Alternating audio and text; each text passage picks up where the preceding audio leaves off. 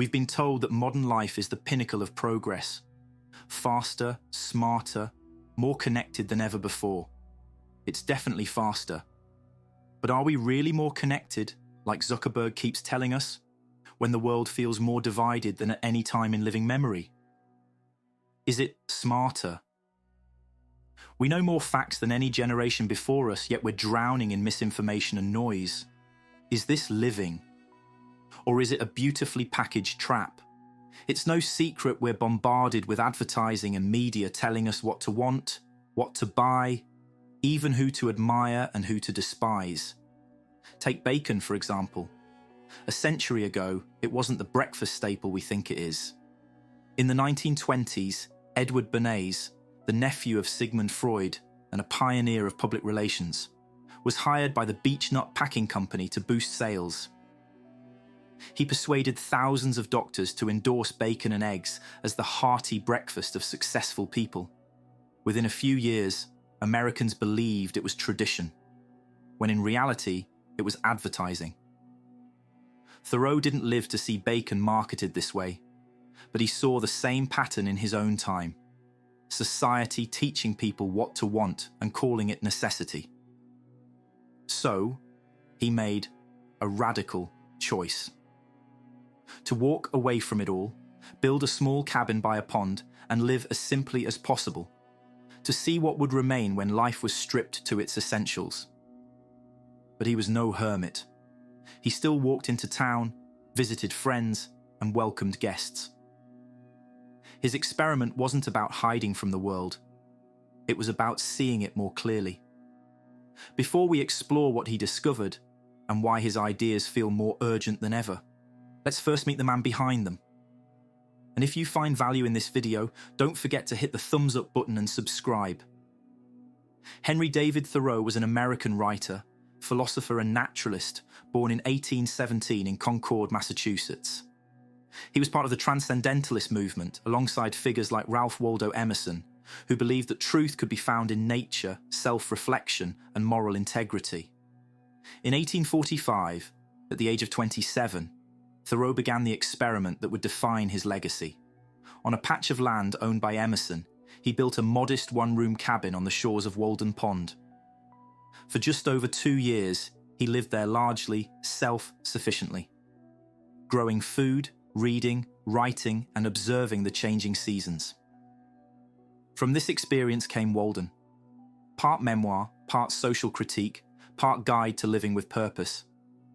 And in his essay Civil Disobedience, he argued that no one should passively obey laws they know to be unjust, an idea that would later inspire Mahatma Gandhi and Martin Luther King Jr. But what was it about life in his own time that drove Thoreau to such a radical experiment? To answer that, we have to face what he might call the lie of modern life. Thoreau believed that most people, even in the 19th century, were living in quiet desperation, lives consumed by work, debt, and the pursuit of things that never truly satisfy. In the 1840s, the United States was industrializing. Cities grew louder, work days grew longer, and the belief that more possessions meant more happiness was spreading fast. Thoreau saw this as a dangerous illusion, that people were becoming prisoners to their own comforts, working endlessly to buy things they didn't need. For Thoreau, the lie wasn't just that modern life could make you happy. It was the belief that constant motion, consumption, and connection were the same as living. Much of what we chase isn't even what we truly want. It's what we've been taught to want. We've already seen it with bacon. In the 1970s, Nestlé faced a challenge. Coffee wasn't part of Japanese culture, so they hired marketing consultant Clotaire Rapaille, who recommended a bold approach. Introduce the taste of coffee to children long before they were old enough to drink it. Nestlé launched coffee-flavoured sweets, making the flavour feel familiar and even comforting. By the time those children grew up, coffee no longer felt foreign. Within a generation, Japan had become one of the world's largest coffee markets. I find these stories quite intriguing and some even shocking. If you know about any stories like these, let me know in the comments. I would love to hear them. So Thoreau's warning becomes clear. If our tastes can be manufactured, so can our lives. His remedy was simple, but it asked something most people aren't willing to give: the courage to live deliberately. I went to the woods, Thoreau wrote, because I wished to live deliberately, to front only the essential facts of life, and not, when I came to die, discover that I had not lived. For him, this meant reducing life to what mattered most: food, shelter, honest work, time to think. Everything else was either a luxury or a distraction. He built his cabin for about $28, roughly a month's rent in Boston, grew beans and potatoes, spent hours walking in the woods, and recorded the rhythms of the natural world. This was not about rejecting all comfort or society. The point wasn't isolation, it was intention. He learned that simplicity is a form of freedom. The fewer possessions, commitments, and manufactured wants you carry, the more space you have for what truly matters. He learned that true wealth isn't measured by what you own.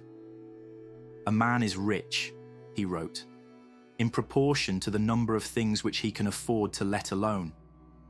Nature, too, became one of his greatest teachers. The turning of the seasons, the stillness of the pond, the slow growth of his bean field, all reminded him that life has its own rhythms, often out of step with human urgency. And his time in the woods deepened his belief in resisting conformity. Whether it was the pull of fashion, the demand to work endlessly for unnecessary comforts, or the pressure to accept unjust laws, Thoreau believed that integrity sometimes meant standing apart from the crowd. And simplicity for Thoreau wasn't just material, it was also spiritual. Each morning at Walden, he turned to a text that connected him to something far older than America itself. Thoreau's time at Walden was not only about chopping wood and growing beans, it was also about nourishing the mind. One of his greatest sources of inspiration was the Bhagavad Gita, the ancient Hindu scripture.